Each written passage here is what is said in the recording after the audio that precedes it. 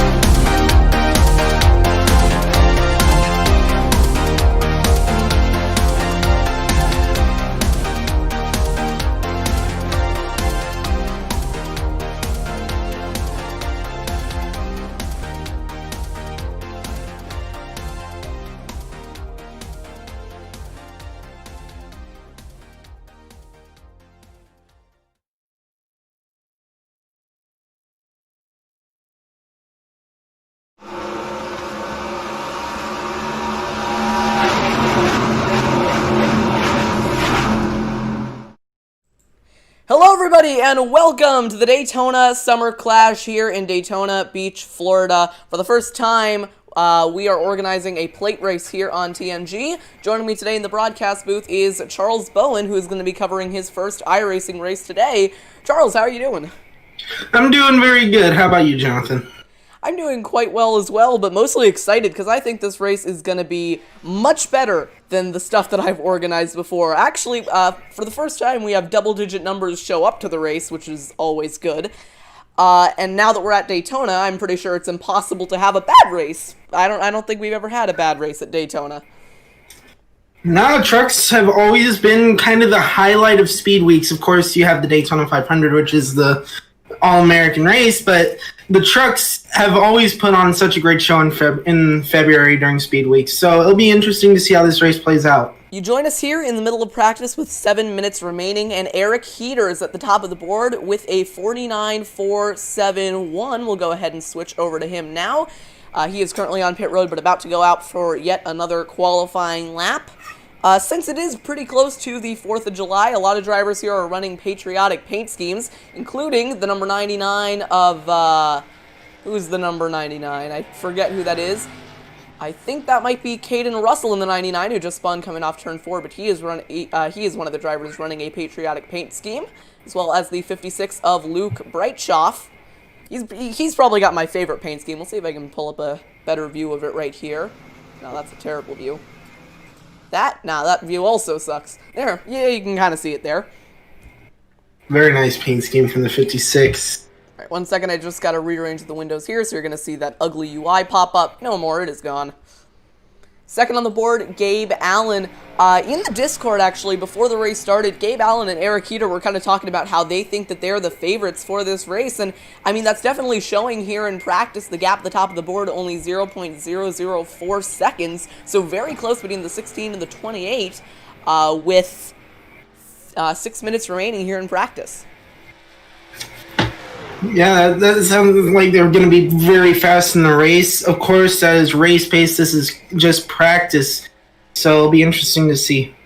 But we know at Daytona, race pace really doesn't matter. What really matters is surviving the first 50 or so laps. We got a 60-lap race here, 150 miles on display for the Daytona Summer Clash. And as we know, Daytona is really all about survival. So if you can make it through the first 55 laps and you're in the lead pack at the end of the race, then you're going to have a shot at the win. But you know, if you get wrecked, you're not going to have a shot at all. Well, in some cases, even if you are wrecked, you can get that truck repaired, get it back out on track, and still maintain a good speed with the lead pack and be able to compete for the win. We've seen that on several occasions in the truck series. So, well, just mostly I'd say keep it clean. That is true. I think keeping it clean is going to be a big part of this. These trucks, they're one of the cars that are able to bump draft much better than some of the other cars here on iRacing. I mean, when you think about cars that really can't bump draft, you think about the ARCA cars, they just get ridiculously unstable. But these trucks, they're pretty good at it. They're pretty good at being able to kind of lock bumpers and go for the lead. But you still got to be careful with it, because if you're not careful, you're going to end up turning someone. We'll go ahead and turn on the ticker now. You can see it there on the top left of your screen. Gabe Allen still second on the board. A couple of drivers to look out for today. One driver that comes to mind is let's see if I can find it, the number 56 of Travis Breitschoff. He won the Street Stock Revival, and the Street Stock Revival was very similar to this race in the way that the Street Stocks race at Michigan. So we'll see if he's able to pull off something here at Daytona. Yes. Other drivers who you might want to look out for, Benjamin Walker. He won the short track shootout, as much of a mess as that race was. He's always the driver that you got to watch out for. He's got a nice paint scheme on display as well. Benjamin Walker might be a threat for the race tonight, but I'm really looking at the 16 and the 28 of Eric Heater and Gabe Allen, because they even declared themselves as some of the favorites for the race tonight. Yes, for sure. Like we saw, Gabe Allen was doing look to be some drafting practice with another truck just a few seconds ago. So, and you see he's kind of in a pack now doing some practice with that. But Gabe Allen, he's looking very fast. I'm going to say he's my pick tonight. Gabe Allen definitely looking like one of the faster drivers. Just to be contrarian, I'm going to go ahead and go with Eric Heater. He's one of the drivers who also in the Discord, was acting like he was probably one of the favorites, and I can't really disagree with him. He's right now at the top of the board. There's a couple of in-car cameras in the description. Caden Russell and Marussia Telechia. I'm sorry if I mispronounced that.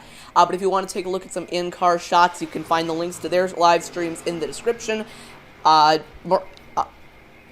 don't know where I was going to go with that. I remembered Marussia Telechia is in Spanish, so just a heads up before you head on over to that stream. You can see a little bit of a pack here. Zach Tyne, the number 7, leading it. He's right now 10th on the board. Drivers yet to set a lap include Blake McGilvery and James Bazin. Looks like we're going to have a 14-truck field for tonight. Pretty good turnout, considering some of the previous races have definitely not gone as well. Absolutely, and it appears 2 cars have yet to make any laps during practice. Is Blake McGilvery, sorry about that, and McGilvery, I think it is, and James Bazin have yet to make any laps on track, so that'll be interesting to see. Bazin in the 97 might be heading out now. Bazin tends to like those bright pink cars. If you think back to the Street Stock Revival, he had that bright pink number 8. Well, here he is once again with a bright pink number 97. Alright, looks like he's going out for his first lap on track, with just 2 minutes remaining in practice, so quite a lot of confidence there out of the 97. Maybe he thinks he can get like a couple fast laps before the red flag falls on the session, is my guess. Just 1 minute remaining in practice here, so we're going to go ahead and turn off the ticker, then we'll go ahead and head into qualifying. I've got a new program here that I'm using to switch between drivers. I think actually practice might be over because everybody's heading into the pits. But I've got a new program here, which means hopefully we can actually show you some of these drivers as they're on their qualifying laps. Session is going to end in just a minute here. How about that 04 of Cameron Grindstaff? He's got a really nice paint scheme. The Sam Bass-inspired Miller High Life car. Of course, that car ran with Bobby Allison in the Daytona 500 several years back and won in its first outing. Did it really? And was designed by Sam. Yeah, it did. It was designed by Sam Bass. I didn't know that about that. That's pretty cool. Fun Yeah, with Charles Bowen. Oh, they're all drifting up the track. I think one of the cars got in the wall. Whoa! I think that's the 9 of Caden Russell. No, that might have been the other car. I can't quite tell who that is. One driver got in the wall, but I'm not sure who. Practice might be over. You can see most drivers are in the pit lane. So I think we will be heading on to qualifying in just a moment. 1 second remaining in practice. Now we'll switch on over to qualifying. iRacing fan number 9, that's Benjamin Walker asking, do we have to qualify? You don't have to if you want to start at the back, but it's only a 13-car field, so I'm not sure why you wouldn't want to qualify. All right, we'll check out the final turnout for the event. Looks like we have 1, 2, 3, 4, 5, 6, not counting me, 6, 7, 8, 9, 10, 11, 12, 14 drivers showed up for tonight. That's pretty good. I think for a Daytona race, that should lead to some cleaner racing. Yeah, like we've seen with truck races in the past, where the field gets really thinned out, you need to have more than just like 2-3 cars in a pack to really have a race at Daytona. So 14 cars, that should provide for some good drafting and a nice, decent pack. We'll go ahead and pull up the ticker here. I don't know if anybody's out for their lap just yet. I don't think they are. We'll see who is able to get the pole in single car runs here at Daytona. And real quickly, I must excuse myself for a few minutes here, and I will be back just in time for the race. 10-4. So just waiting here on these drivers to go out on their out laps. Nobody taking yet.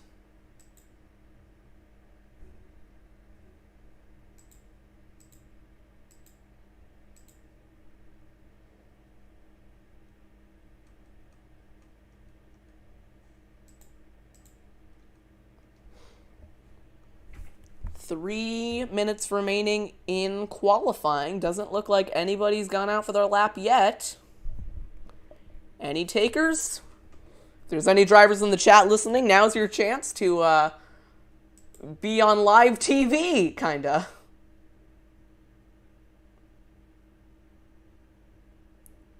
I think we got one driver going out. Couple of drivers going out now. Jacob Corley, Logan Harry, Jake J. Carter, and Zach Tyne. I don't know if there's a way that I can actually switch to their camera. I don't think there's a way I can actually cover qualifying like that. I am back. Welcome back. Couple of qualifying laps going on now. Jake J. Carter to the top of the board with a 50.465, that looks like. Decent lap, for sure. Most drivers setting in the 52 range. Carter and Corley at the top of the board, followed by Caden Russell and Zach Tyne. 1 second here, I messed stuff up. I need to pull up the ugly UI again. Oh, maybe I don't. Never mind. 2 minutes remaining in qualifying.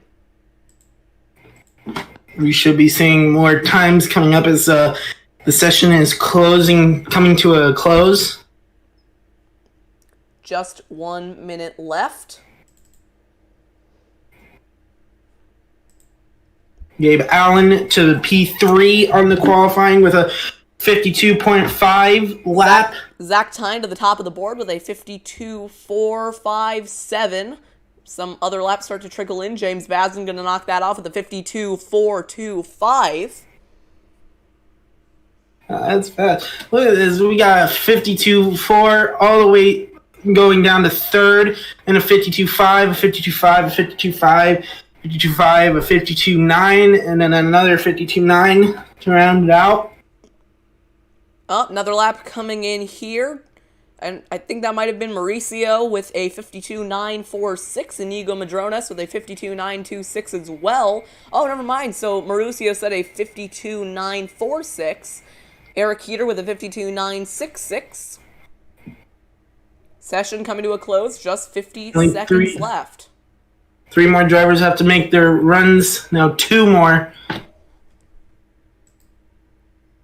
Looks like James Bazan is the fastest truck here. James Bazin with a 52.425. Luke Breitschoff close behind to the 52.429. Some of these iRacing names aren't their real names, but I have a hard time remembering that when I'm looking at a ticker. So to everybody listening in the chat, if I call Connor Grindstuff Cameron Grindstuff, it's because his iRacing name isn't correct. Fastest time going to be set by James Bazin with a 52.425. 10 seconds left in qualifying. I think that'll be it for laps being set. The 2 drivers not to qualify, Connor Grindstuff and Blake McGilvery. Never mind, Eric Heater to the top of the board with a 52.394. Going to be our fastest time of the night. Eric Heater. That's it. Eric Heater on pole here at Daytona.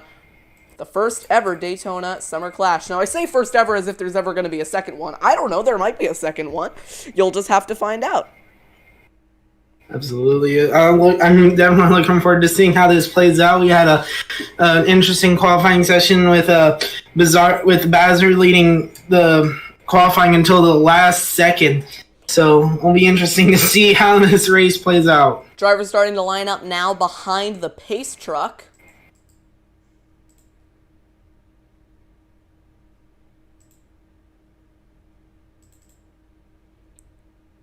Taking a look at some of the paint schemes for tonight. Jacob Corley with a nice, I think that's a Food Lion paint scheme. Let's see if I can get a better view of that. That Food Lion car inspired Carolina by Nut paint scheme. I've always found that to be a weird sponsor. I don't know who thought that would be a good name for a company.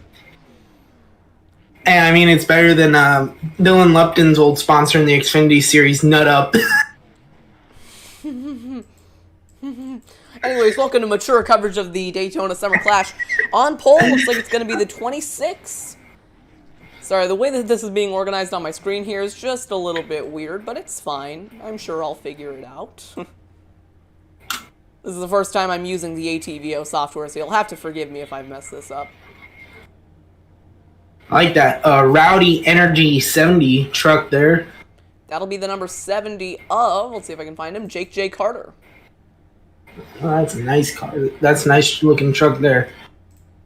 So, 60 laps here at Daytona, 150 miles of good old plate racing action. The field gridding up and just about ready to go for the Daytona Summer Clash. All we can do at this point is hope we have a better race than the short track shootout. Caden Russell in the chat, have fun, don't be dumb. That's a good motto for Daytona, honestly. Have fun and don't be dumb. Pace truck is off, so let's get this thing started. That'll be the number 28 leading us off. Eric 28. Peter. All right, Peter leading. Organized weirdly. I wish it would not do that.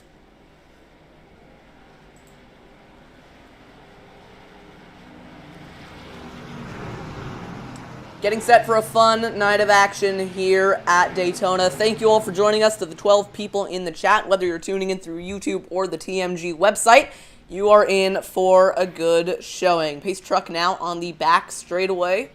Eric Heater leading the field through 3 and 4. Pusher for the start is going to be Travis Breitschoff on the outside. That's James Bazin.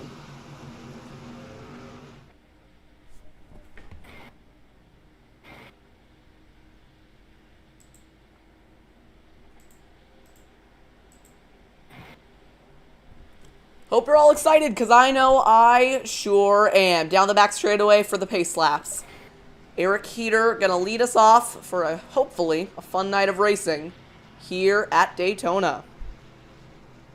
The lights are off on the pace truck, which means this is the lap we will go green here at Daytona for the Daytona Summer Clash. First time on this channel.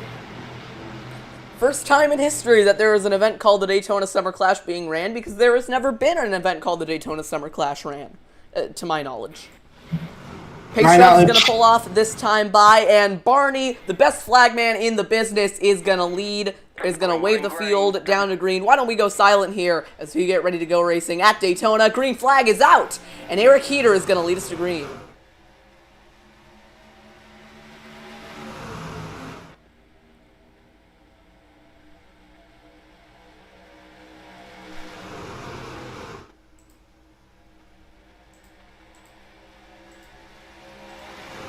Through turn number 1 for the first time today, Eric Heater able to keep the lead as they go down the back straightaway with a push from Travis Breitschoff. Now the number 70 getting in line behind. That'll be Jake J. Carter. Leading the outside lane is the 97 of James Bazin as they go down towards turn number 3.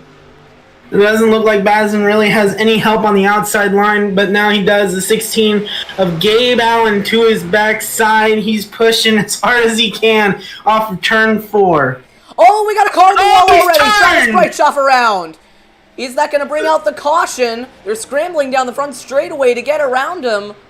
Trouble early on, but it doesn't look like it will bring out the yellow. Never mind, it will, because Breitschoff is backwards on the front straightaway.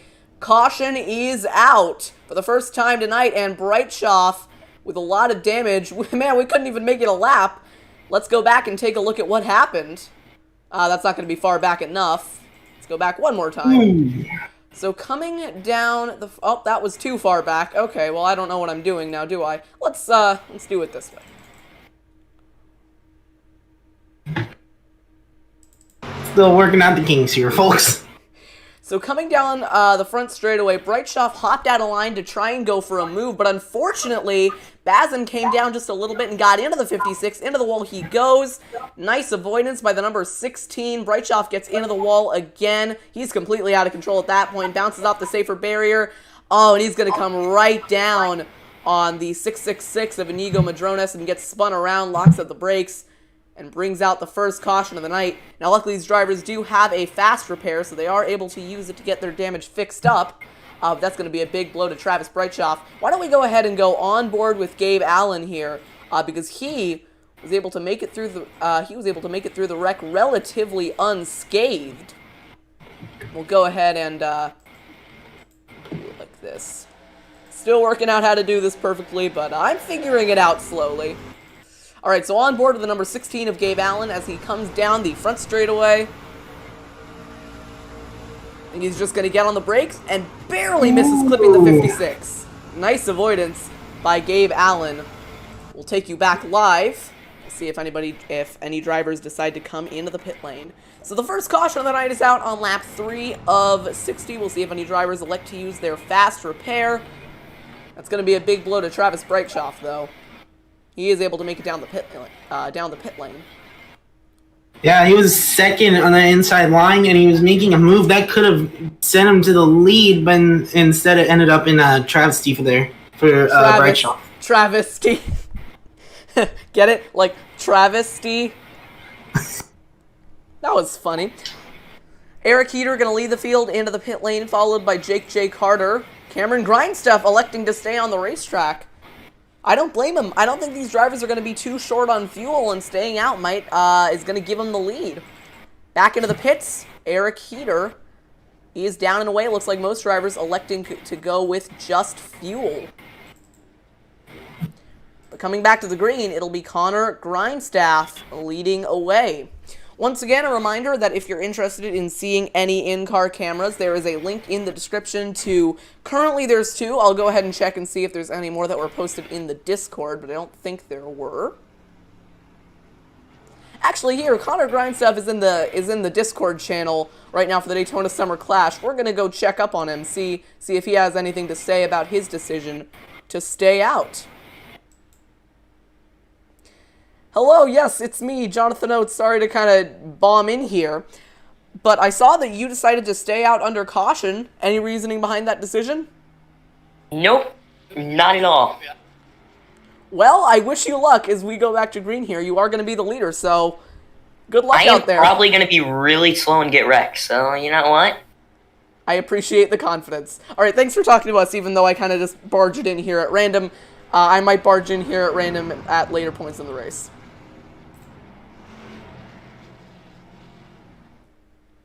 All right, now we got to reconnect to the broadcast booth. Hello, Charles, I'm back.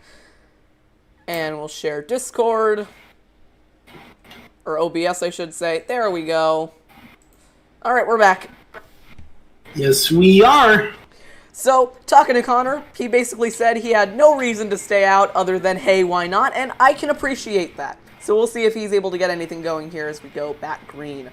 Lights are out. Looks like lights are out on the pace truck, so I think we will be lining up double file. Unless I accidentally set single file restarts, which, hey, wouldn't be the worst thing in the world, considering we couldn't make it a lap without wrecking. Oh, there's one car swerving off. What? Oh, my goodness. Oh! Hey, I Gabe believe Allen, that's you Gabe good? Allen. I don't really know what he's doing, but I'm sure there's a lot of reasoning behind it. I mean, maybe warming up the tires? We're going to go with that. Does you see him weaving on the banking there? Yeah, I think I might have accidentally set single file restarts, but that might not be a bad thing because we couldn't make it a lap, so we'll see how this goes. They'll get side by side quick enough. Yeah, I have a feeling that... Oh, did Grindstuff get into the wall under caution? I feel like I just saw sparks. Did he actually do that? He did. Oh, nice. No. Alright, well... Not like damage really matters here at Daytona. As long as you're in the draft, you've got a shot at it. Logan Harry in second, gonna line up in second. I don't know why I said that twice. We'll see if lights go. We'll see if they're gonna line up double file this time, or if I accidentally just set single file restarts. Yeah, they're not close enough to be going for a restart, so I think they're gonna line up double file in just a minute here. The pace truck might just be broken. Hang on, we're not going green. Oh, we got a delayed green. Not sure what that was. Oh, that's the 20 of Blake McGilvery, slow on the back straightaway. So I guess we were lined up for the restart. But that's not going to happen anymore. Let's go ahead and try and figure out what happened. I mean, do you know what happened? I can't figure out what happened. Looks like he came to a stop, maybe to let someone pass, and then just lit up the tires and spun. Oh, that might have been it. Yeah, he might have been stopping to try and let the... I can't tell who that is, but he was trying to let someone through and just maybe tried to get back to the gas too aggressively and went around. So the green flag has been delayed here at Daytona. Alright, so I think I might have accidentally sent single file restarts, but oh well. Honestly, single file restarts are underrated because you have much more opportunity to actually go for a move on the restart. I kind of like them. Absolutely. If you're second, you can kind of hold back a little bit and then use the momentum and get to the lead. Especially at tracks like Bristol or Martinsville, where you kind of need that preferred groove.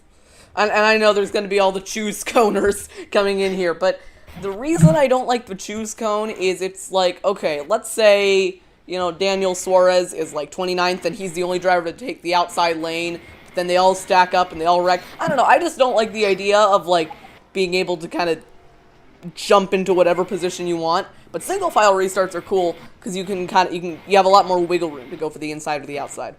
All right, coming back to green this time by Connor Connor. It's Connor, not Cameron. Connor Grindstaff will lead us back to the green flag. As we go back racing here in Daytona, we'll go ahead and switch over. What camera view should I use this time? We'll use this one. So here we go to restart the Summer Clash in single file formation. Connor Grindstaff is going to lead us back down. Green flag is back out in front of a sold-out crowd. Man, I really hope they're wearing virtual masks. Grindstaff getting a good start. He's getting a push from the 51. They're still pretty much single file. One car flashing in and out on the outside. We got some netcode issues here at Daytona. That's the 28 of Eric Heater. But he's making the outside line work very well, and now he's got Gabe Allen to help him. That was a good move by the 28 of Heater to go on the outside and try and make a run at the lead. But unfortunately, he keeps blinking out, so we're going to have to focus on someone else here. Oh, did he get in the wall? We got a caution. Well, I don't know what happened because he kept netcoding in and out of existence. I think the 21 or 28 netcoded and wrecked. He did. Yeah, we got trouble for Eric Heater. And unfortunately, it's going to bring out the caution. 1 second, I got to give him an EOL penalty so he doesn't netcode again and wreck. So in order to avoid ugly UI, we're just going to cut away for a minute here.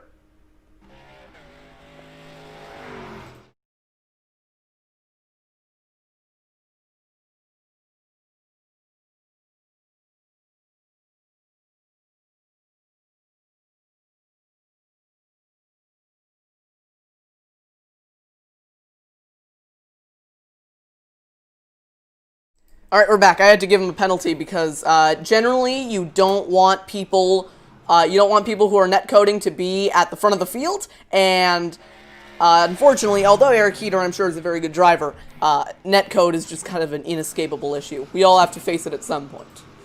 So we're on the caution once again here at Daytona. Unfortunately, the start of the race has been a little bit of a mess, but I'm sure we'll be able to get into a bit of a better rhythm as this run goes on. I'm hearing some reports that maybe Eric Heater got blocked and he had to check up, so we'll go ahead and replay this. We have to go back far enough. Happened a while ago, it looks like. Yeah, here it is down the back. No, that's still too recent. So you can see Heater coming with a run on the outside, but he's netcoding a lot. I think Grindstuff... yeah, I can't tell what happened there. I think he might have moved up a little bit, and Heater had tried to check up, but that doesn't look like it was anybody's fault, so can't really tell what happened. I think really to blame here is netcode. Also, if someone's in the race, tell Eric that the reason he was given an EOL penalty is because of the netcode. Oh, Grindstuff missed his box. Uh-oh. I mean, to be fair, Grindstuff is a super late model driver. I wouldn't anticipate that he's going to be a super speedway ace. And that's a shame what happened to Heater. You see his fastest lap in purple, which I'm assuming means fastest on track. And he was a definite contender for the win for sure. He was going pretty fast. Now, he does still have a fast repair, so I think not all hope is lost for Eric Heater, but... yeah, right now he's having a lot of netcode issues, so we'll see if that gets resolved. Meanwhile, Logan Harry is going to assume the lead after staying out under caution. And Gabe Allen, my pick, is in second. Can I just say I really like the paint scheme on Gabe's car. I don't know if he made it himself, but it looks sweet, and I like it. Absolutely. Even though, it's just a true X scheme, but I think it looks sweet. I don't know. I think it's a different Truex scheme than I've ever seen. It looks a little different. We'll take a look at our previous winners on this channel. Travis Breitschoff, what is happening? I think he's pushing Eric Heater. So I think Heater's having engine issues, but Travis Breitschoff has decided to be a very nice person and push Eric Heater into his box. Sportsmanship. So Luke, if you're listening to the stream, you are a good person. All right, we'll go back live with Logan Harry leading away as we come to the restart. One car pulling off into the pit lane. That is, there was someone else pulling off as well. That's Benjamin Walker and Caden Russell. Remember, Benjamin Walker won the short track shootout, but we don't talk about that race. Hello, Kyle Bush 05. You didn't miss much, just a lot of cautions. I don't think we've yet to complete a full green flag lap, have we? Unfortunately not, and we're already on lap 10, so... no flips yet, but Brightshoff got close. So coming to the restart, here is your order. Logan Harry over Gabe Allen, Zach Tyne, Jacob Corley. Sorry, I missed... Oh, McGilvery might be a lap down. Yeah, McGilvery is a lap down. Inigo Madrones, Connor Grindstaff, Mauricio Telechia, I hope I'm pronouncing that right, Jake J. Carter, Caden Russell, Benjamin A. Walker, James Bazin, Eric Heater, and Travis Brightshoff, the last driver on the lead lap. Blake McGilvery, the only driver 1 lap down, as we prepare to go back green in the hands of Logan Harry. My screen and on the ticker it says McGilvery is 2 laps down. Oh. My screen, on this timing screen, it says he's 1 lap down, so I guess that ticker might not be updated. I don't know. We'll figure it out eventually. Why don't we go ahead and go on board with the second place driver, Gabe Allen, as we go back to the restart. It's out on the pace truck. Remember, single file restarts? I'm actually glad that I accidentally did that, because if I didn't, this race would be even more of a mess than it already is. Or it might be less of a mess, I don't know. Maybe single file restarts are just throwing everyone off. In any case, we'll be coming back to the green flag with Logan Harry in control. You are riding on board with Gabe Allen. Oh, Harry got pretty far out front on that restart. I don't know if that's going to help him or not.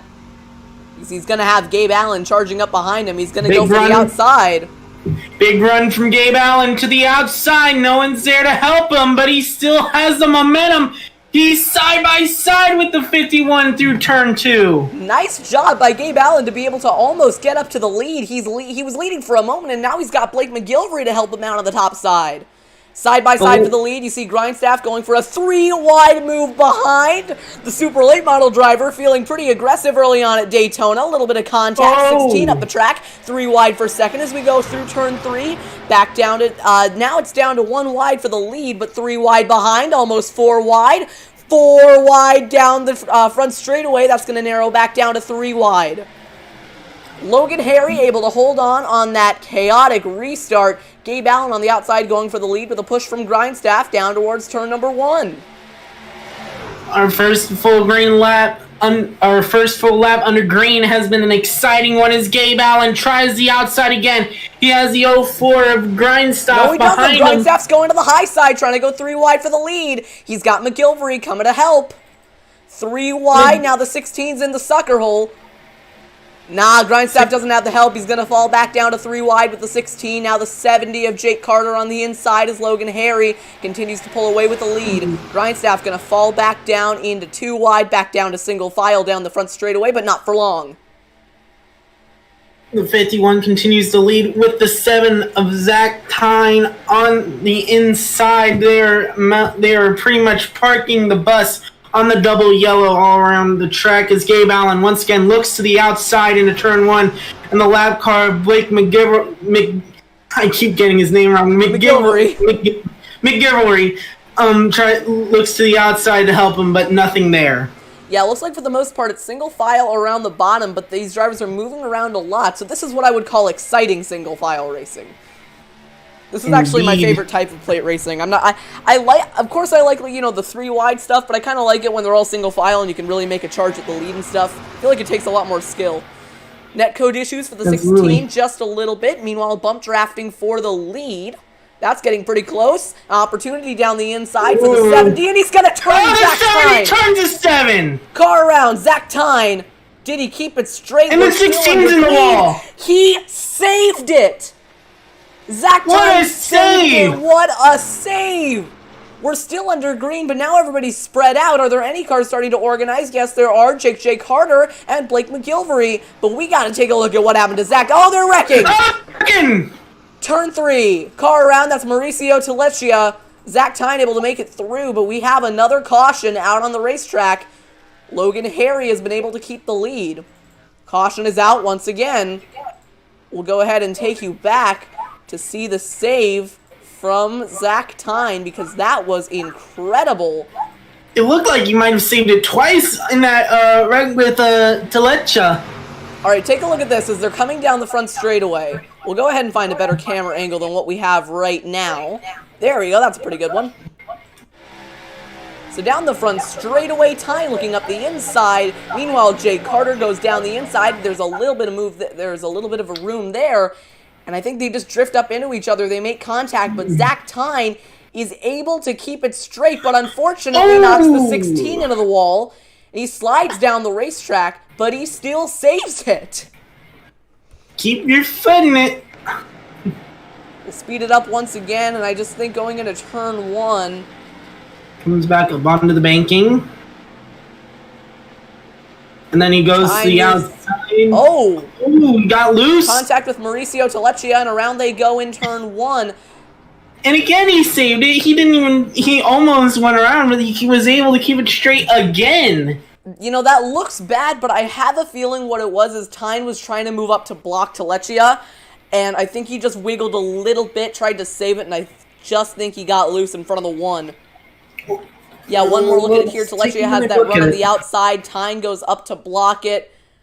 Maybe he made contact with the 16, and around goes the 1 in front of the 7. Bringing out the caution of the night.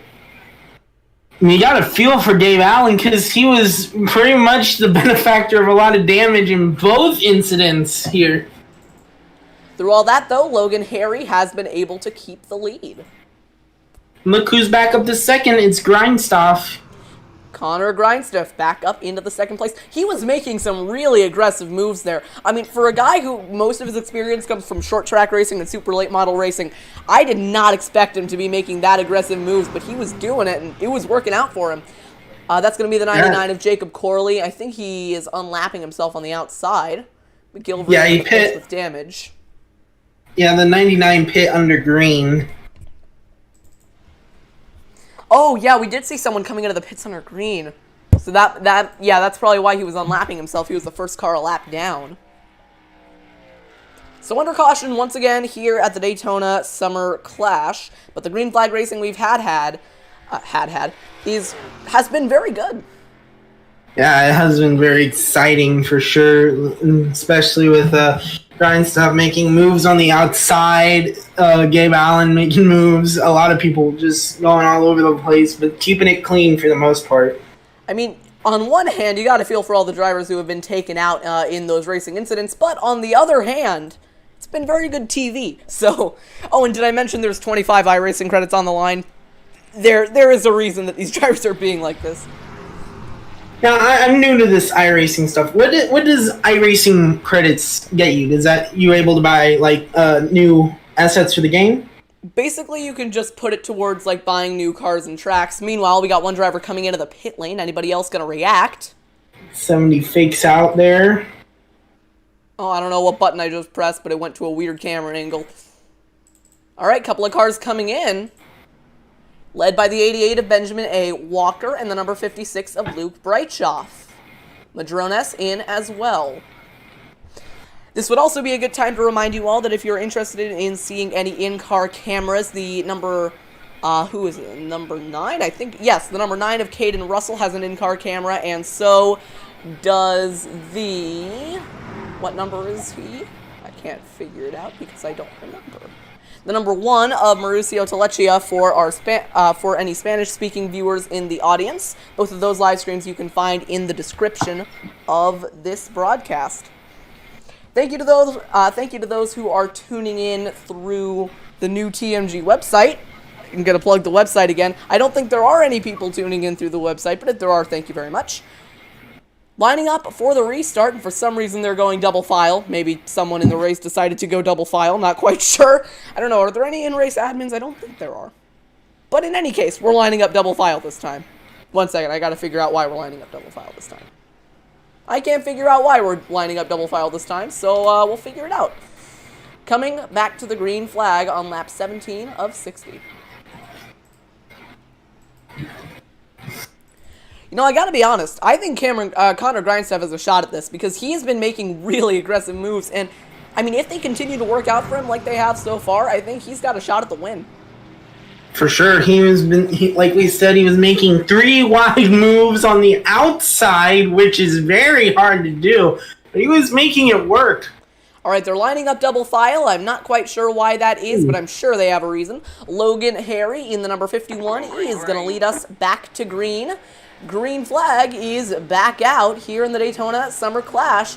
Jake J. Carter going to have an advantage on the inside with the draft off that 51. And the 97 low on the track onto the apron for some reason, which we don't know.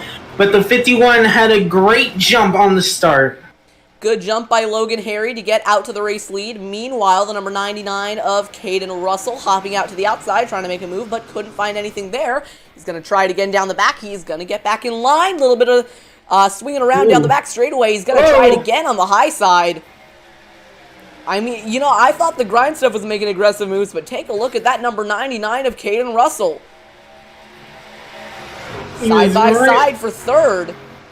Jake Carter still looking at a run for the race lead. One car pulling off onto the apron and gonna go into the pit lane. That's the 7 of Zach Tyne. I don't know if these drivers have enough fuel to make it to the end, but if they don't, they might need to pit under green.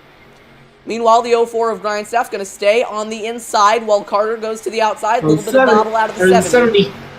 70 to the outside. He's going to be leading that very unorganized outside line with the 99 right behind him. But the 04 of Grindstaff. Oh, there's contact into the wall. Grindstaff around. So is the 70 of Carter. Spinning down the back straightaway. More contact. And it looks like the 99 was also spun. Caution is out again. Caden Russell around. Crash back straightaway will bring out yet another caution. And I know what the cause of this was. A lot of drivers not holding their line very well. Go spinning down the back straightaway, bringing out another caution. And that took a lot of fast cars. Oh, and Grindstaff with a blown engine. I don't know if he's used his fast repair yet, but if he has, that's going to be a huge blow to the 04. Let's take a look at a replay of what happened. That's not far enough. That is too far. I suck at timing this. All right, let's try this again. Looks like the 04 might have come up the track to block. So going down the back straightaway. Oh! No, I think the 70 came down. You know what that looks like? Take a look at this. Jake Carter going down, trying to get back in line. Grindstaff sliding up just a little bit. And he gets into the wall. And they go spinning down the back straightaway. Now, this is interesting for a couple of reasons. Number one, I'm not really sure who you can put the blame on for that. I don't think it's really anyone. Looked like it was more just a racing incident where Grindstaff was sliding up off the bottom and Carter was coming down to try and get back in line. And unfortunately, they came together. I think the 04 might have just clipped the apron a little. No. Maybe that was it. But the other reason this is interesting is Jake J. Carter and Connor Grindstaff race in a league together, the Super Late Model League that I'm also in, and the next race is on Friday. So that is now 2 people that Jake Carter is going to be angry at, because he's also kind of angry at me, because we're not going to talk about that. So this is interesting. We'll see if this leads to anything. Now, I don't think it will, but, you know, I'm an announcer, so I have to hype up these storylines. Take a look at the number 99, though, of Caden Russell. He got launched into the air. Like, he actually went into the air. We'll see if we can find a better angle of this. Take a look now. Yeah, you'll see it right here. Bouncing off the walls to 04, and Russell hops into the air. I've never seen that before. It's bunny hop. I mean, have you ever? I mean, only on the road courses when they hit those curbs, but... And more contact because the number 20 of Blake McGilvery, he got loose and looks like he went down the track. Take another look at it here. McGilvery was kind of right in the middle of that, didn't really have anywhere to go. Yeah, he's just going to get hit by the 70. he almost made it through until the 70 got him. Yeah, he got hit by the 70, and unfortunately, it's really hard to save a car on iRacing due to the questionable tire model, and that is what ended up getting him. In other news, Marussia Telechia has ended up taking away the lead. I'm guessing that was under pit stops. So we have a lead change here, because Marussia Telechia is to the race lead. Meanwhile, Zach Tyne, he's almost going to go a lap down. That'll be an interesting story to follow. 7 car making an amazing save early in the race. So he is currently, he's not 1 lap down, but because of the way they lined up, he is going to be technically in the lead of the race. Now he's going to get the wave around, so he's going to be able to go back around to the front. Looks like Jake Carter might be out of the race. Blake McGilvery currently the last car in the race, so we now have 2 retirements. Gabe Allen and Jake J. Carter. First car lap down is the 666 of Inigo Madrones. Not sure where he is on the racetrack. There he is. That has to suck for Gabe Allen. Had a fast truck. Was a favorite to win. So your race leader is going to be Mauricio Telechia. Remember, you can watch his onboard on Twitch if you go to the first link in the description. He will be leading the field back to green here at Daytona after Logan Harry lost the lead, I can only assume, in the pit lane. Where is Logan Harry? He's on the outside. There he is. Blake McGilvery currently serving repairs in the pit lane. I mean, I got to hand it to him. If I were him, I would have withdrawn from the race already. But he is sticking it out, so props to him. Zach Tyne, no, you go. Well, I mean, in the 20's case, like, these Daytona truck races are crazy, so at this point, he could still have a chance to win. I mean, you gotta say, this stuff happens at Daytona. Can't really blame it on anyone. Exactly. Question from McKee Boys at TMC, at whatever my YouTube name is. What track should Gateway replace next year? Texas Spring. Texas doesn't need 2 races. Coming back to the green flag, it'll be the number 1 of Mauricio Telechia. Green flag is back out with James Bazin, the pusher. We'll see if Logan Harry can make anything happen on the high side. He does have the 99 of Jacob Corley, so we'll see if he's able to make a run at it. And Zach Tyne, you know what I think happened with Zach Tyne? He was catching up to the field and going at full speed. So I think when they came back to the restart, he was carrying so much more speed than everyone else. He just had to get out of everyone's way. And that's going to push him up into 4th. But the question is, he made that pass. It looked to be under the double yellow line. Will there be a penalty? iRacing doesn't enforce it, so we're all good. James Bazin hopping out of line and getting back in line behind the 28 of Eric Heater. Meanwhile, for the lead, Mauricio Telechia on the inside and Logan Harry on the outside. Double file for the lead as they come back down the front straightaway. Anybody going to try and side draft? Doesn't look like it. Blinking out of line is the number 97 of James Bazin. I have a feeling he dropped out because someone was telling him in voice chat that he was having issues with netcode. Almost going for the lead is the number 7 of Zach Tyne. He is going to think better of it as they go back towards turn number 1. He's biding his time. It looks like he's just pushing that, I think, 9 car into the lead. Or number 1 car into the lead. And then he's going to hold back a little bit and then make a slingshot move around him. Oh, you might be right. Well, he almost went for it on the outside. Got the 1 car really loose. Tom's been up to the high side. We'll go ahead and go on board with him. He's making some great moves. He's on the outside, maybe thinking about going for the lead. Telechia moving around the bottom.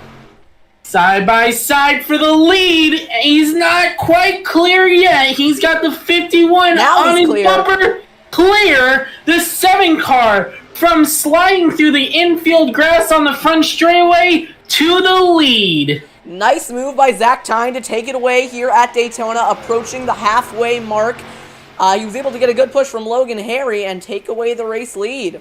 But Harry, he's looking aggressive, maybe trying to get around that 7 car. Meanwhile, behind Mauricio Telechia going on the outside with James Bazin, lots of moving around in the pack. Grindstaff back in contention as well. Bazin going to leave the one car out to dry and go underneath him for third. Grindstaff going to stay with him on the inside. I think Grindstaff might have learned that going for those aggressive moves all the time isn't going to help you. Meanwhile, for the lead, Bazin steps up to the high side and takes Logan Harry with him. They're moving around a ton, but they are going to the race lead. Harry going to leave the 97 out to dry. New leader, it's the 51 truck, Logan Harry. Logan Harry closed the door on the 7, just barely eking out front in front of that 7 car, or truck, pardon me, with the 51 back to the lead. Back to the lead, single file. Meanwhile, Connor Grindstaff in third, maybe looking to move, maybe trying to look at a move with the number 1 behind him. Nice paint scheme on that number 1 car. I really like the spec map. Anyways, enough geeking out about paint schemes. Logan Harry leading away here at Daytona. It's mostly single file. I'm actually pretty impressed they've been able to keep it this organized. James Bazin going for 4th underneath the 1 car. Here's the whole field right there. Bazin making a lot of aggressive moves, side drafting the 4 to try and get to his outside. Here comes Bazin. Bazin on the outside has a run up to 2nd alongside Logan Harry. Grindstaff going to move up and go with him. A little bit of contact. Logan 7 slid up the track a little bit. Logan Harry trying to split the gap. I think Logan Harry's trying to split the gap between the 51 and the 97, but obviously that is not working out for them. There's the whole field going down the back straightaway. Not only try that so many times until it ends up in a wreck, but he managed to keep it clean all 2 times. You know, James Bazin, he was almost able to make a run on his own to go for the lead. You don't see that a lot at Daytona.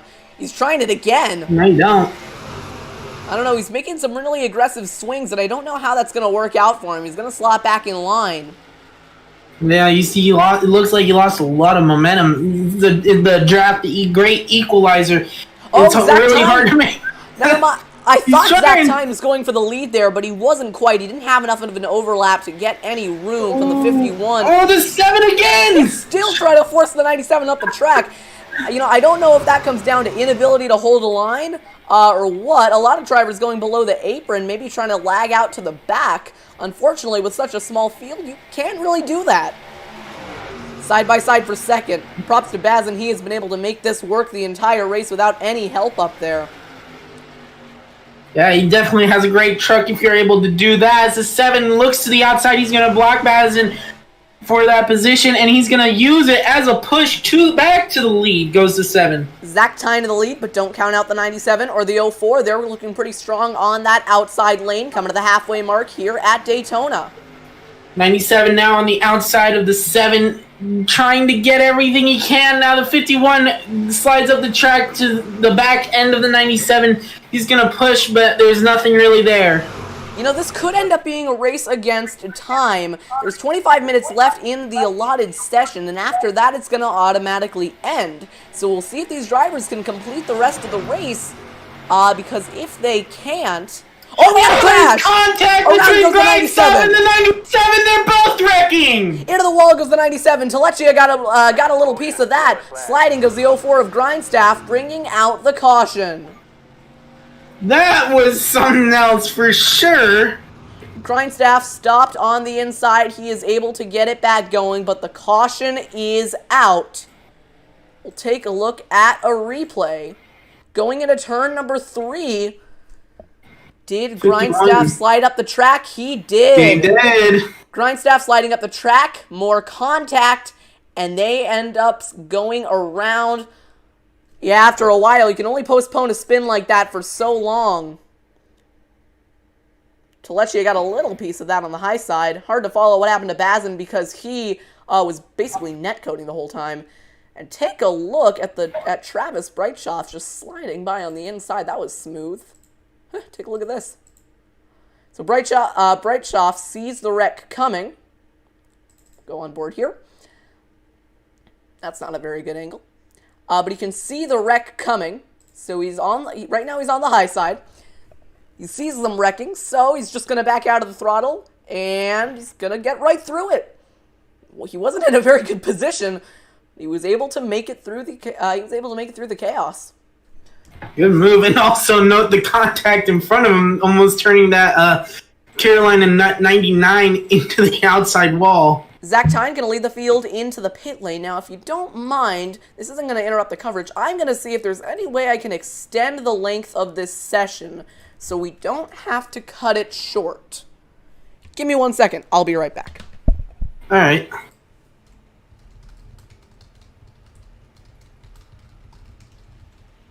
Field on pit road. It'll be interesting to see what strategies these drivers take. If it's just going to be fuel or tires and fuel.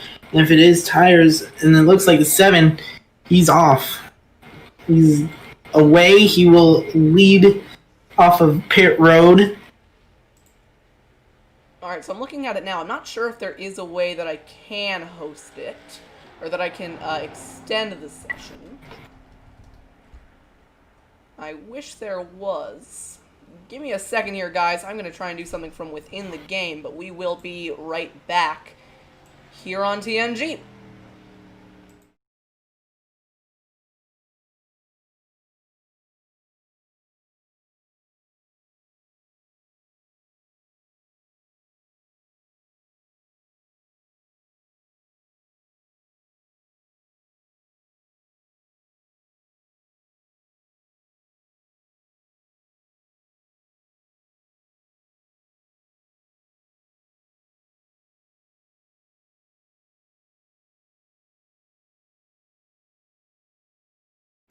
Alright, back live here on TMG. I think we're good for time.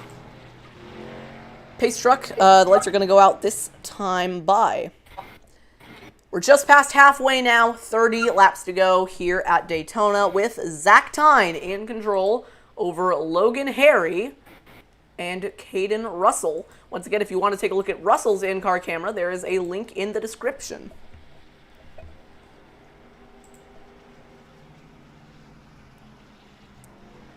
All right, Charles, I wasn't paying attention to pit stops, but how did those go? No on pit road contact. Everyone was clean. The 7 led off of pit road, won the race off pit road. And I guess that you can't really see what happens on pit road, what their strategy is, because everyone just pulled in and then had their stop and pulled out, So I'm guessing most drivers at this point are good on tires. Update on Grindstaff. He is damaged, but he's still in the race, not a lap down. Looks like he could still win. He could still win. It's a race of survival at this point. And you have to note, Grindstaff is one of the more aggressive drivers in the field tonight, and he is fast. I believe he had an earlier spin and was able to work his way back up, fighting for the lead. Aggressive and fast. What happens if I press that button? It didn't actually work. We're just gonna try something out here. I'll get this fixed up in a minute, but if I switch to Scenic, it's not gonna work. Okay. Alright, I was just testing out if there's any way I could do a flyby, but I think I just gotta switch to a static camera for that. Thank you to the 17 people currently tuned in. I hope you are enjoying the show. Logan Harry lined up on the outside. These drivers definitely taking advantage of the single file restart rules. Jacob Corley in the Carolina Nut Ford up into third. He's one of the only F-150s in the field. Pace truck is off. Let's wind him up and do this one more time. Actually, this is probably not the last time we're going to do this. Green flag is back out. Zach Tyne leading us away. Logan Harry able to get in line in second. When the one truck is still on the outside, he's going to fall back in line behind the number 99 Ford. The 51-7 of Zach Tyne and Logan Harry leading the field. Down through turn number 1. Once again, Zach Tyne is leading with Logan Harry in second, getting close to the bumper, but not going to give him a bump draft. He's got to run. Will he take it? No, he doesn't.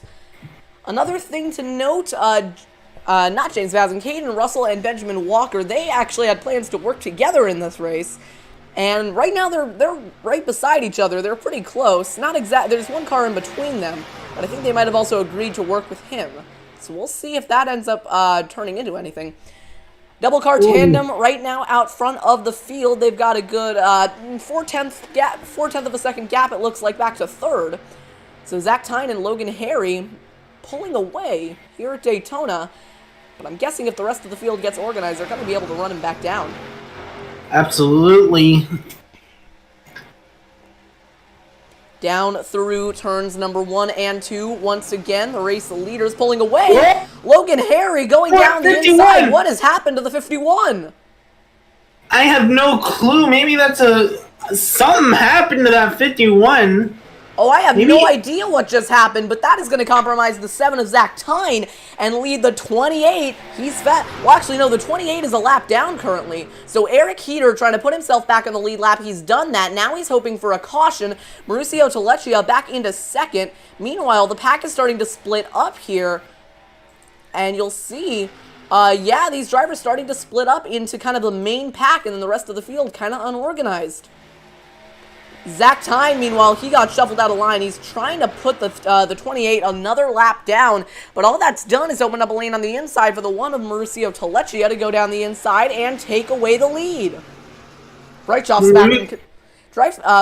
back in the battle, too. Well, I say. Tyne on the outside getting a little bit of a run. Keep in mind that 28 is 1 lap down. On the inside, Telechia is going to take back the race lead. He's one of the drivers with an onboard feed if you want to go ahead and take a look at that on Twitch. 28 of Eric Heater going to come into the pit lane. I'm guessing he still needs to make a stop for fuel. So into the pits he goes. Back up to your race leader, Mauricio Telechia, leading away here at Daytona. And it looks like the rest of the pack has caught him. Not quite. Still not sure what happened to Logan Harry. We would take a look at a replay of it, but I don't think there's much to analyze other than he just swerved out of line. Yeah, I think he was net coding just a little bit, and maybe just. I have no explanation for that, man. Yeah, he might have decided that it was going to be a better idea for him to just stay out of line, but I'm not really sure why he would do that. Through turns 3 and 4, Telechia leading away with pressure coming from behind. This 5-truck pack kind of. Those are the ones in with a chance of the lead, but keep in mind if a caution comes out, it's just going to bunch up the field once again. Might set it for double file restarts next time, just for fun. Zach Tyne continuing to hound Mauricio Telechia for the lead as the 7 takes a tiny peek to the outside, maybe just to get a bit of clean air on his nose.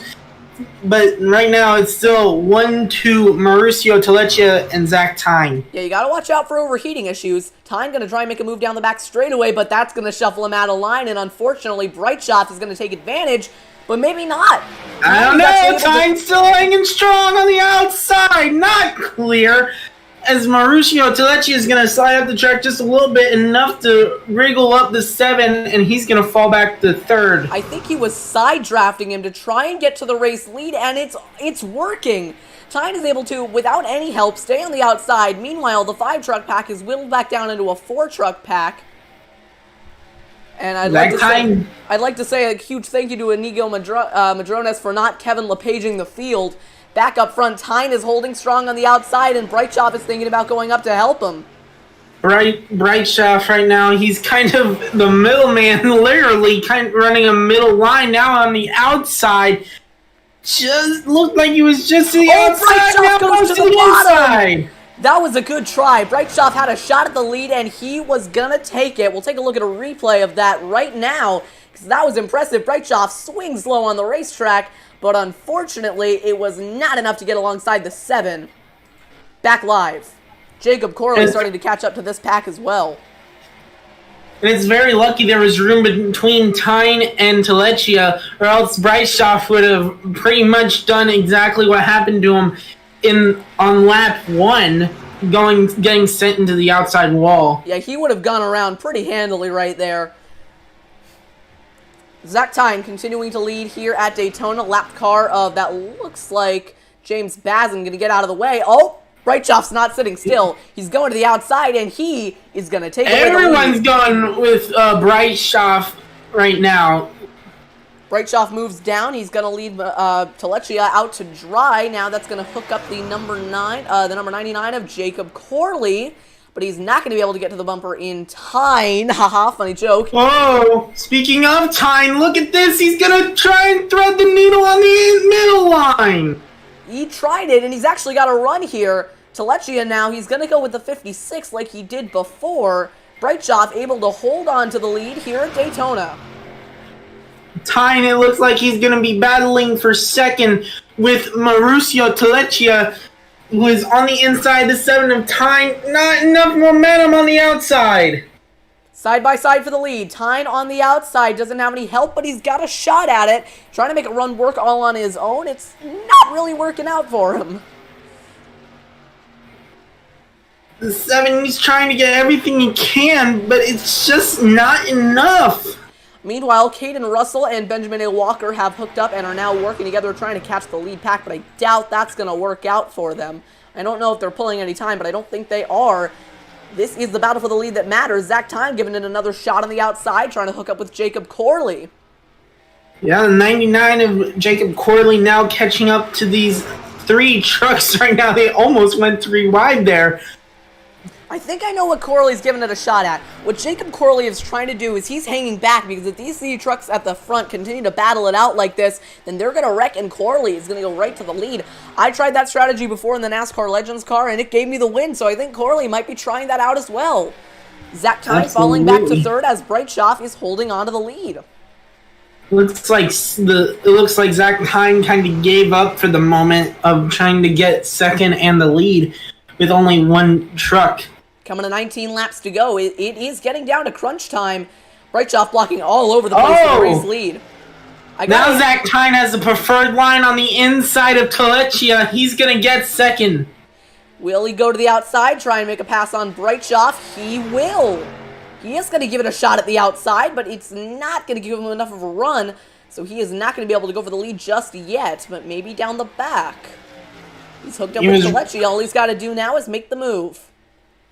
There he goes. The 99. Not quite. He looked and he was like, I'm going to do it. Never mind. Yeah, he looked at it. He looked at giving it a shot, and I just realized Zach Tyne has anime girls all over his car, which, I'm not a paint scheme moderator. All I'll say is, why? I don't know. Maybe them anime girls making him go pretty fast, because right now he's on the back bumper of Brightshoff. He's there. He's just got to make a decisive move, either left or right, but he can't quite do it. Telechia and Corley starting to battle behind, leaving this 2-car tandem out front. Maybe Telechia trying to line up a run from third. It might not be a bad idea. I mean, Telechia, he's now 3-4 car lengths back on the 2 leaders now of Travis Brightshoff and Zach Tyne. I don't think there's enough trucks left in the lead pack to really mount a run now. This really reminds me of kind of a 2011 Daytona race where you had these kind of 2-car tandems at the front of the field. James Bazin going to get out of the way as the lapped car. Oh, and that's going to hurt Telechia because Jacob Corley is coming into the pits and nearly loses it. Keeps it straight. He might have been coming in hot there. Had to slow it up to meet pit speed limit. So that's really gonna hurt Mauricio Telechia, who needs a truck behind him to really do anything now. Here comes the run. Zach Tyne to the inside. He's gonna go for it. Down the back straightaway. Does he have enough of a run? Looks like he does, because Brightshoff is gonna slip back in line. All right, Zach Tyne back to the lead at Daytona. Give me a minute here. I'm going to see if I can pull up a track map for you guys. See if I can do that. I think I can do a... Meanwhile, Mauricio Telechia is caught back up to the race leaders, but I think I can do a window capture. And then I can go ahead and go here. Is this going to work? No, it is not. All right, we're going to give up on that attempt. Brightshoff has fallen back to third. Up front, Telechia has taken back the race lead. Not taken back the race lead. Zach Tyne has taken back the race lead, but Telechia now has a shot at it. That surprised me because, like I said, Telechia had the 99 on his back, and then he pit, and he was kind of left out to dry. So Telechia must have a fast truck if he was able to catch up with these leaders. You know what I wonder? I wonder if they're short on fuel. because Jacob Corley coming into the pits when he had a shot at the lead, they are short on fuel. Green flag pit stops underway. The lead 3 trucks are coming in very unorganized. They're almost wrecking, but they are all able to make it in cleanly. We'll see if Benjamin A. Walker comes in as well. That's all the field, but Jacob Corley, the one driver who pitted before, staying out. I don't think that's going to help him very much. Did anybody get a speeding penalty? Any tires? Right side's going up for the 56, but not for Zach Tyne. Out and away goes the 7 car. Meanwhile, Caden Russell overshooting his pit box. Oh, Brightshoff might have messed up here. Is he going to have any help when he comes out of the pits? I don't think he is. Benjamin A. Walker and Zach Tyne, the first 2 out of the pits. It's going to be between them for the lead. And Travis Brightshoff, the mistake he made was taking tires. Oh, that's really going to hurt the 56. Meanwhile, yes, it's these 2 for the lead. Benjamin A. Walker and Zach Tyne. We haven't seen Walker up in contention for the lead all race, but now that he was able to get a good pit stop, he's going to be up there. I think Brightshoff's got to hope for a caution at this point. Ah, that's got to sting.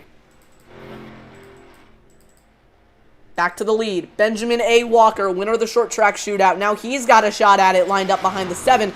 Don't count out the 26, though, because he's going back for the lead, trying to get back on the lead lap. And now that could end up helping one of these 2 drivers.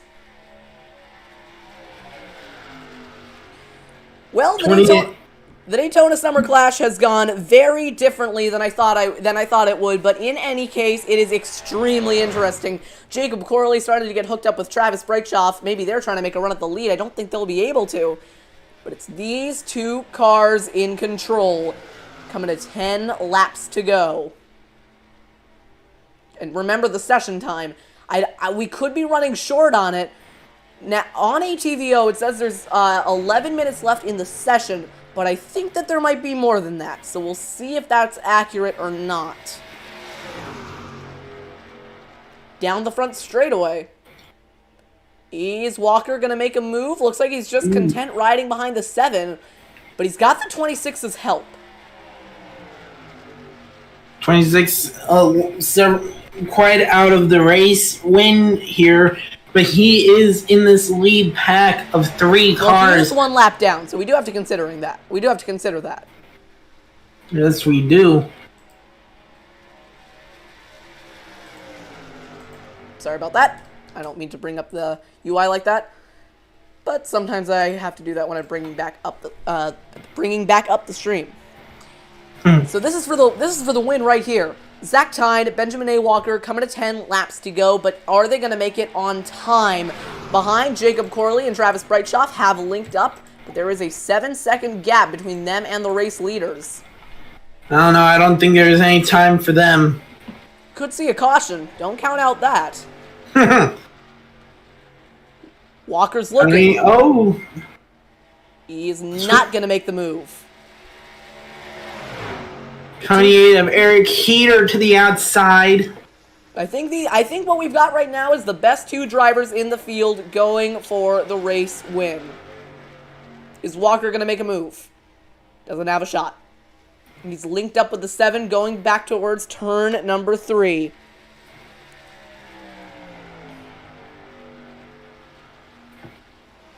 Zach Tyne continuing to lead through turn 3 and 4. Benjamin Walker right behind him. Is he going to go for the move? He's getting closer. I think he could if he wanted to. He's just got to hop out left or right. Which way is he going to go? None. 11 laps to go. You can see he's looking. I think he's trying to fake him out, try and go to the high side, but it's not working out for him. We've got a lapped car. I think that is the 99 of Caden Russell.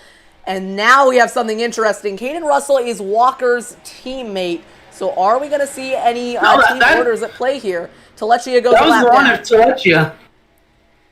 What a shame for Telechia. He had a fast truck. He was fighting for the lead before the pit stops. He might have gotten a speeding penalty. He was coming in hot. I think that might be why he's out of it. Most likely. Anybody going to go for the lead? They've got a shot at it. Inside, outside, nothing. It's got the 26 to worry about on the high side. Oh, he's going to use the 26. Now that is smart. He's going to go to the outside, cross Ooh. load, but he could not make the move work. That was close, and I got to applaud Benjamin Walker for giving it a shot, but there's nothing there. 10 to go. A very, very close quarters racing right now, as he looked like he was just about to lose it on the nose of the 28, but he was able to keep it straight and keep it in touch with the 7 of Zach Tyne, who continues to lead down the back straightaway. Just got to find that move. I think there's a shot at it, but he's got to be careful or else they're going to get turned. Ooh. Here we go. Front straightaway once again. Inside, outside. He's got a gap. Not going to do it. What an exciting race we got here. Even though it's only 2 trucks really in contention for the win here, this is still looking like an exciting finish. We're lining up for something here. There's a gap down the inside. Is he going to take it? No, he doesn't, but he's lagging back to the 28. That's going to give him a run down the back straightaway. Inside, outside. He's got a shot at it, but he's going to stay in line. 28 to the outside. Ooh. Is he going to go with the 88? No. The 88 winning at Daytona. How about that? We'll see if he can get there. Any moves? Nothing. I think he's waiting. I think he might be waiting for Zach Tyne maybe to make a mistake, a slip up, anything to really show his colors. As it looks like it's between these two for the race lead now. If Walker's going to make a move, he's got to do it soon. Is he going to go to the outside? I just can't find the slot. Corley and Breitschoff not making up any time on the leader. Coming to 7 to go. Inside, outside, he's going to try it. There's the move. Is he going to side draft? To the outside. Side by side for the race lead. It's going to be close. Enough. Is he going to get it? Down the back straightaway. No, he's not clear. He's not clear, but he can hold on to the outside if he really tries to do it. He's going to hold the 7 close. Side by side. Side drafting. Back to the front straightaway. Coming to 7 laps to go. And speaking of 7, Zach Tyne still holding strong on the inside. The 88 is not quite clear yet, as Walker's going to lead that lap. Walker had the run down the banking, but we got the car's back around. Oh. Caution is out. Oh! James Bazin goes around on the front straightaway, bringing out the caution, and I can't figure out what brought it out. We'll go back at 10-second intervals. What happened to the 97? I don't know. That's at 50% speed. Did he... Oh! Ooh. I cannot figure out what happened. He might have wrecked intentionally, but I don't want to believe that. Oh. Down the front straightaway. Is this full speed? Yeah, it is. I think he wrecked intentionally. Oh. Well, I don't know what that's about, but Bazin... Spin Gate 2.0, ladies and gentlemen. Well, look at this. This was very close for the leaders. Oh, this really does change everything. All right, don't go anywhere because I got to make sure that we're still good on time. I have a feeling we are, but we just got to make sure. So we'll be right back.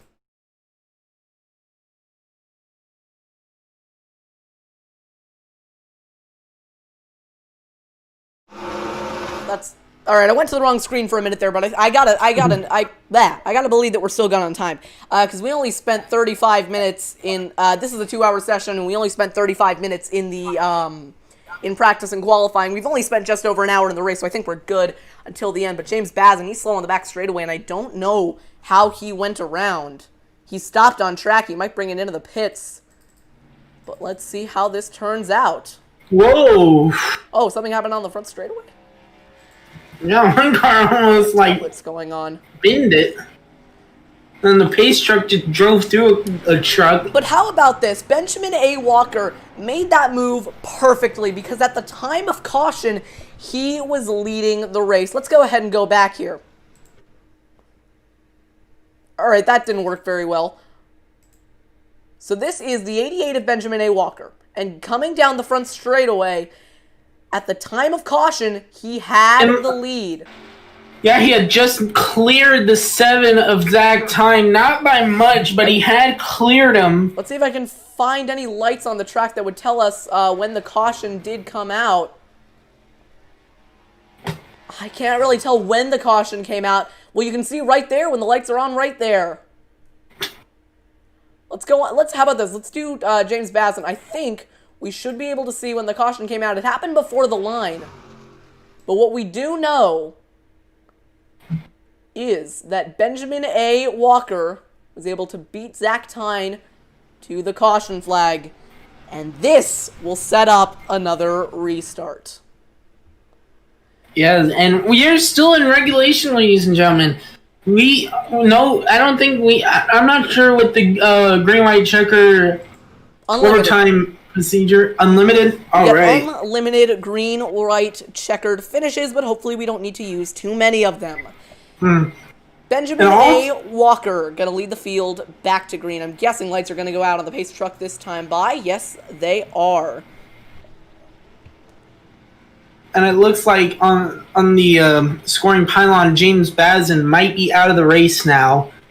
Yeah, it does look like Bazin is. Well, no, he still scored in the race, but he's in the pits. And to be honest, I think he did wreck intentionally. So I'll have to talk to him about that after the race.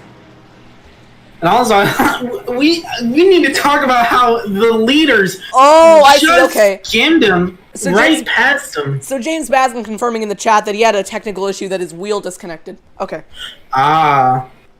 So sorry for putting any blame on you. Just from the broadcast, it looked like you had driven down in the infield, but I get that now. Lights are out on the pace truck. Strap yourselves in, folks, because we are in for a good one. 4 laps to go to decide the winner of the Daytona Summer Clash, assuming we don't get any more cautions. Hope you're all ready for a good one. Let's do it. And also, like we mentioned previously, this brings back Corley, Brightshoff, Harry, Talicia, all back into contention for the win. There are 8 drivers on the lead lap, going back to the 666 of Inigo Madrones. Oh, never mind, he is a lap down. So there are 7 cars on the lead lap, going back to the 99 of Caden Russell.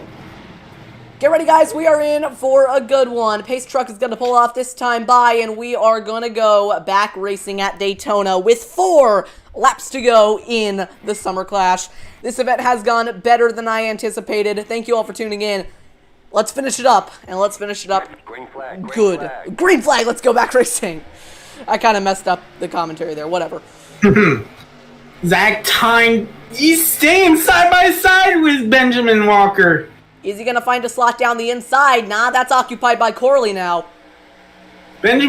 Zach Tyne staying strong on the outside. He has the lead. Just by nose, there's contact. Eric Heater around. No, they're wrecking, I believe. They keep it straight. Good save by everybody who was involved in that one. Down the back straightaway, we're coming to 3 to go.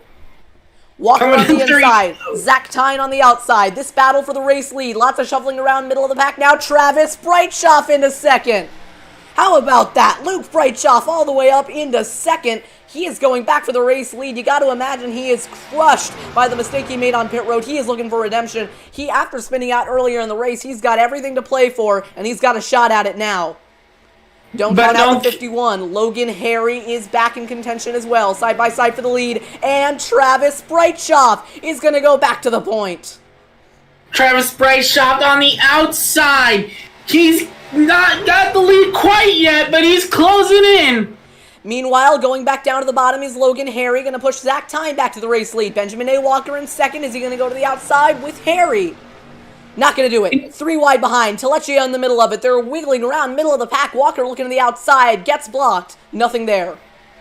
Zach Tyne continues to lead with the 88 of Benjamin Walker in tow. The 51 of Logan Harry right behind them. Don't count out the 99 of Corley. Back down to the front straightaway. Logan Harry looking to go with the 88. Benjamin Walker looking to make a run at the lead. 2 laps remaining here at Daytona. In situations like this, it's a matter. The saying is, it's not a matter of when but where. But in this case, it's a matter of when and where you make a move. if you make it too early, that could compromise your run to the line. That could lose you the lead. Oh, look at this! Benjamin A. Walker to the outside lane, try to go for his second win on the TMG Racing Network channel. Logan Harry going with him as they go towards turn 3. Are they going to make it back to the white under green flag conditions? We're in for a good one, folks. Side by side for the race lead. On the outside, that's Brightshoff trying to make it 3 wide. He's Brightshoff on the outside. He's trying. He's got momentum. White flag in the air. 1 lap to go. Contact! Oh, 4 wide! They're spinning and crashing. Leading the race is Benjamin A. Walker. He's got Brightshoff in tow. They're wrecking behind. Telechia's back at it. 1 lap to go. This is for everything. $25 on the line, and how aggressive do you get? Just like the Street Stock Revival, it's Brightshoff with a chance. He's going to the inside on Walker. Outside, back again. Walker gets turned around to go. Telechia in control. He's the only one left. Now out front. He's leading. He might win this race. Is the 99 of Caden Russell close enough? No, he is not. It's pretty much Mauricio Telechia from going a lap down. Redemption at Daytona. He's got it.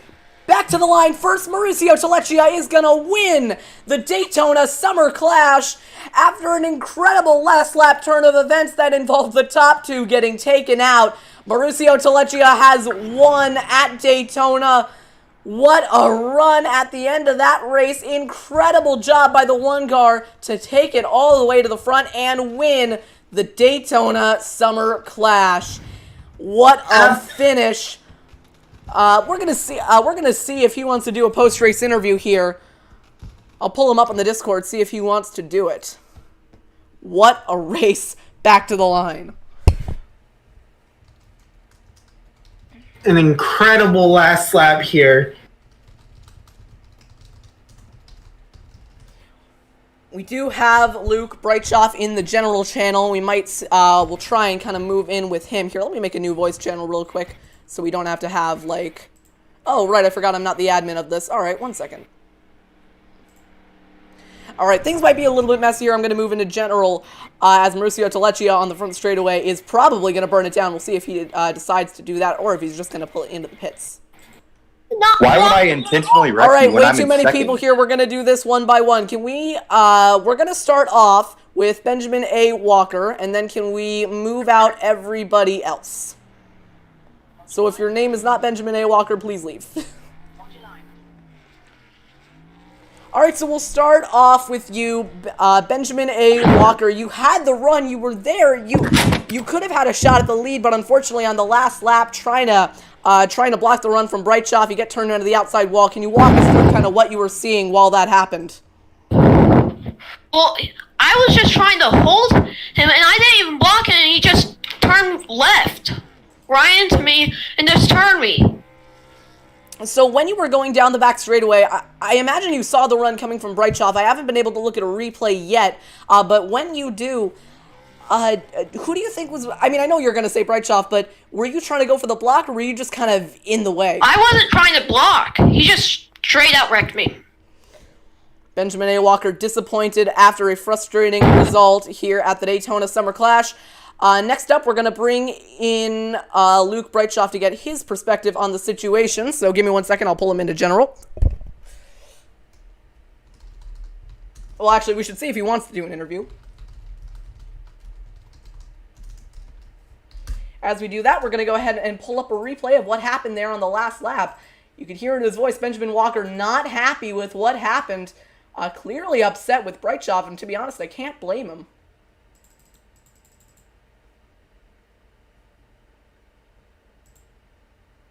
Alright, so here we go. Just got to pull stuff up properly. So going down the back straightaway, this is for the race lead. We'll go ahead and play it here at half speed. A little bit of contact already. You can see Brightshoff on the outside lane there. They're just going to clip together. Oh, that's not where it happened. Brightshoff went low, back up high. Swung the 88 around, into the wall they go, and Telechia drives through the middle. We'll get a better view of that now.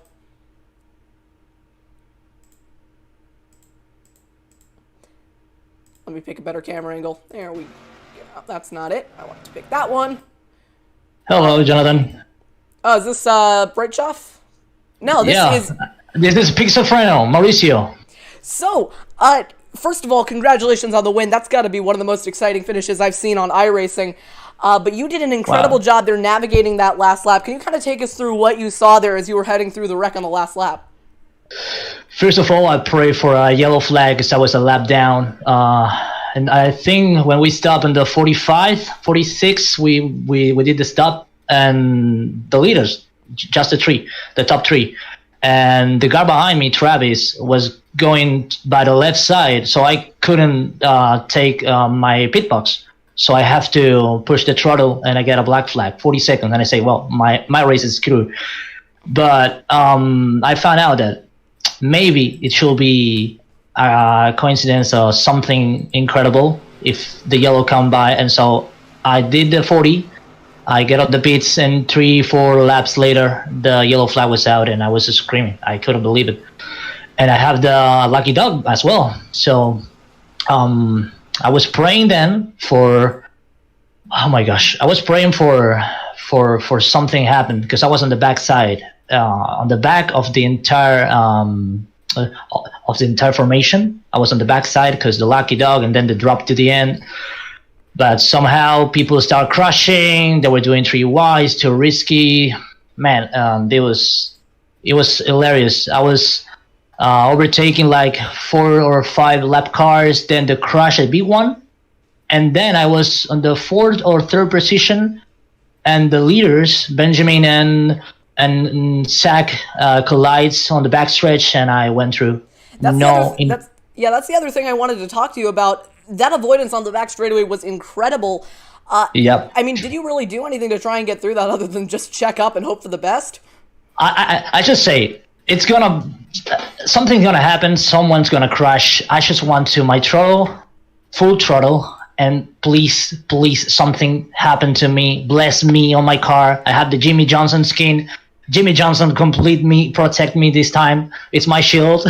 I have to thank him. Oh my gosh, I cannot believe this. Seriously, it's incredible. Congratulations on the win, and thank you for the post-race interview. Next up, we're gonna pull up. Actually, no, we're not gonna pull up James Bazin. I don't know why he's here. But yeah, congratulations on the win. Incredible job there on the last lap. Have a good one. Thank you so much, Jonathan. Thank you so much for the race. And if for some reason I know that the participation was not as you wanted, I'm so sad about that. But we have fun. We compete. We enjoy this moment. I want to thank you for the host. And if you still want to give the prize, I will ask you if you can take $5 to you. Like I don't need that much. If you're going to give the 25, I press 20 and 5 for you because you have a really good job doing this. Well, thank you so much. But honestly, you won the race. The prize was 25, and you're going to get it all. Congratulations on the win. Next up, we're going to pull up Luke Brightshoff here. So, Luke, you had an interesting last lap there. You were on the bumper of it was the 88. You were on the bumper of the 88, and then going down the back straightaway, you tried to make a move on him, and it just didn't work out. Can you give us your perspective of the wreck? Yeah, it looked like I somehow made it through that wreck. I got pretty lucky with netcode and got through it, and I did not lift at all. I was not going to lift. Moved to the inside of the 88. He blocked, moved back up. Looked like he blocked me again. So yeah, understand his frustration there, but I really don't think I did anything wrong. I was going for the win, and it sucks. Good win for I don't know how you say that, Mauricio. Good win for him. That was an incredible driving by him to come back from that 1 lap down. 5 laps? That was incredible. So good win for him. I had. At the very end, though, I gave myself a chance. I think I was like 7th or something, and I got a great run down the back stretch. And then that wreck happened. It was a great run. It was an awesome race. Couldn't get the 25, but I had a ton of fun. So thank you for the host, man. That was awesome. The other thing I wanted to talk to you about, so I'm taking a look at the incident coming to the white flag now. Did you even I mean, looking at it right now, you didn't even really get a glimpse of it. You just got bodied by the 51 and just kind of drove through it all. So what were you thinking when you just see the 51 sliding across your nose like that? Yeah, what happened was like he just kind of lagged right through me. He like turned. I don't know if he just like tried to block me. He wasn't clear, and he just ghosted right through my car. Wasn't even close to touching me. So I don't. Or yeah, he would have drove right through me, but I didn't see any of it, or I didn't get involved, and I just. Someone turned sideways, and I thought this is it, and my car didn't stop. My car didn't get any damage, so I just full throttled it, and I came out right behind Ben. So yeah, I was pretty lucky there. I'm taking a look at your onboard now. You made an incredible move going 3 wide through turns 3 and 4 on the outside. What were you thinking when you did that? Because I would never have the bravery to try and do that. I was thinking this is my only chance. I had a feeling they were going to wreck, and if I was middle or inside and 3 or 4 rows deep, I probably wasn't going to make it through. If I was on the outside, though, first guy, if I wrecked, I was going to get clipped because it happened behind me, or I was going to miss it entirely, and that didn't happen. But yeah, I knew that was the best move to put me into position for the win. Went for it, and fortunately made it through clean.